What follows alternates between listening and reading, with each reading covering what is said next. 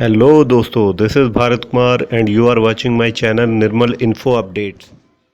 Hold me close till I get up. Time is barely on our side. I don't wanna waste what's left.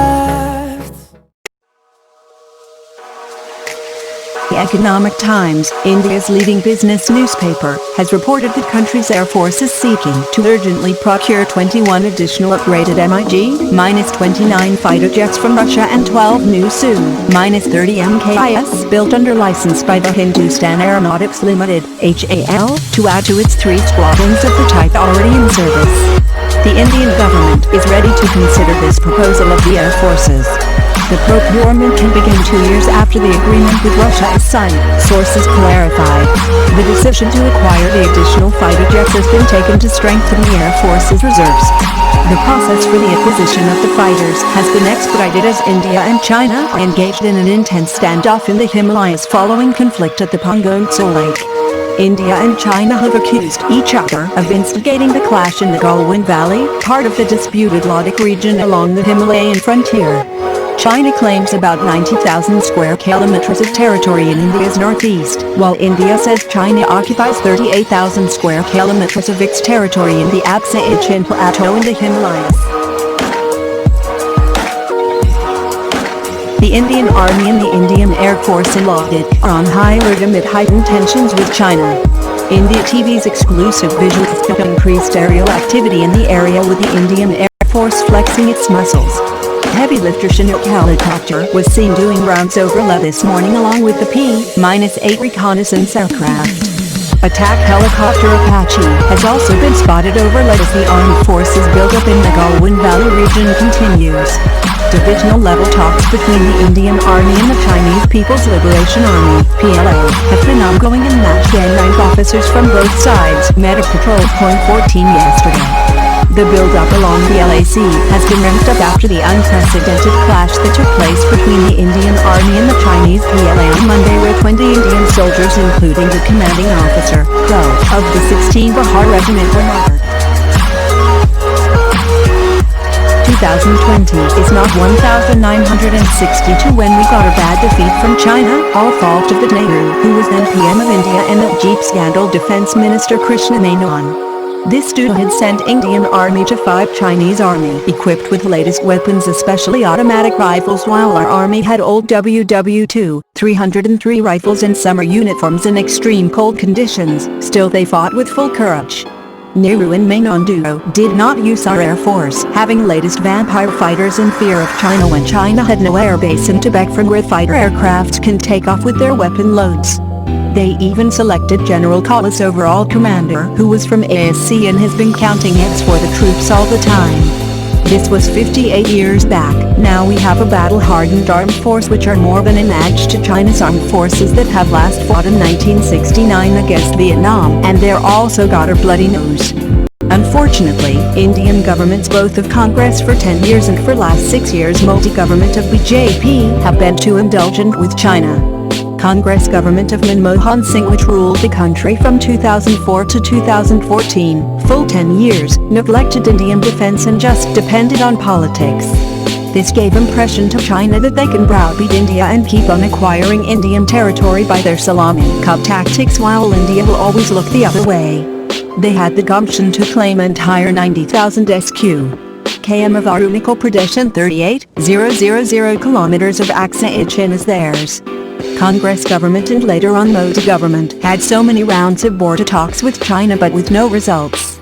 Matter is very simple. China does not want to set 3,844 kilometers long its boundary with India and wants to keep this boundary issue alive so that it can continue its nibbling and gobbling Indian territory by making stupid claims at different times.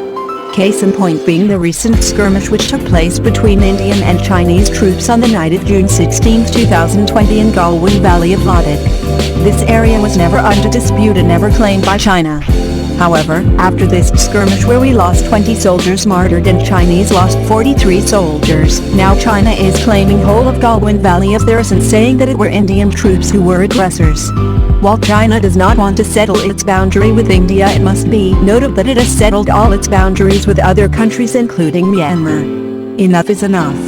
India of 2020 is not India of 1962, where the Ford did, which was busy making houses and fears pure aesthetic training for war, because the Defence Minister said, M.R. Menon, thought that this is most useful employment of Indian Army during peacetime, was moved overnight to 5 Kings in 1962 war with China. Indian Army of 2020 is a battle-hardened force which has been facing bullets daily thanks to Pakistan and its dependence on jihadis. It is time Indians understand this. Most of the time these Indian terrorists get away with explanation when any India-China skirmish takes place that this is happening because of perceptual differences of boundary between China and India. No sir, no more these perceptual differences. If China is not ready to demarcate its boundary, then let us demarcate it and tell China that we do not have any perceptual difference. If Chinese come to our laydown area, let us shoot them. Yes, this will lead to number of clashes, but then so be it. Let us not lose any more territory due to this niggling tactics by China. Let China know that we mean business. Yes, for this we will have to further strengthen our armed forces. We will have to restore our Mountain Strike Corps to its original strength of 1 lakh troops. Also, our Navy must be made a Navy of 200 ships from the present 130 ships and Air Force from current 31 fighter squadrons to the authorized 42 SQNS. These are occupational hazards which we will have to tackle, come what may. Similarly, if China is now claiming Galwan Valley as theirs, then we should also keep on claiming their area as ours and do the same salami cut tactics as employed by China. Let us not forget that it takes 2 to tango. Tender documents floated by state-owned DRDO shows that work on BLSRSAM, vertically launched, short-range surface-air-to-missile, system based on Astra Beyond Visual Range Air-to-Air Missile, has begun, and tender documents call for interested parties to submit bids of BLSRSAM missile integration jig.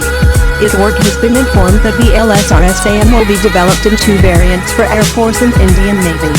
The Air Force will get high-mobility truck-mounted canister-based BLSRSAM, and Navy will get canister-based BLSRSAM for its frontline warships, which will replace 8 Israeli-supplied Barak 1-point defense interceptor missiles which were procured after India ended its tri-service Trishul SRSAM program in 2006 due to technical issues.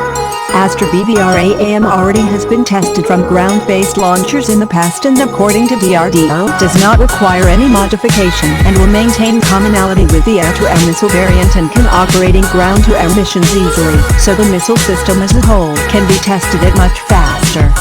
The LSRSAM system will have autonomous capabilities with all-weather, mobile, quick 360-degree launch capabilities for lock-on before launch, LOCL, and lock-on after launch, LOL, capabilities. While DRDO is mum on the missile's range, but capabilities of a similar missile system should ensure at least 40-50 kilometers in Astro NK1 configuration, and in future Astro NK2, range will jump to 80 km. The LSRSAM family will consist of truck-mounted command and control unit, which includes a radar sensor and 4 to 6 missile firing units and replenishment support truck for the Air Force variant. In Navy, the LSRSAM variant will be integrated with main and secondary radar system of the warship for tracking and detection. The Air Force is looking for the LSRSAM ADS, which can be transported by C-130 or IL-76 transporters when required. The LSRSAM will supplement stationary Akash short-range surface-to-air missile (SRSAM) system in IAF, and for Navy, it will replace aging Barak 1 PDS to supplement LRSAM system, which has range of over 80+ km. The Army will have QRSAM and Akash as its SRSAM, but it is not yet confirmed if Army will be interested in the LSRSAM ADS.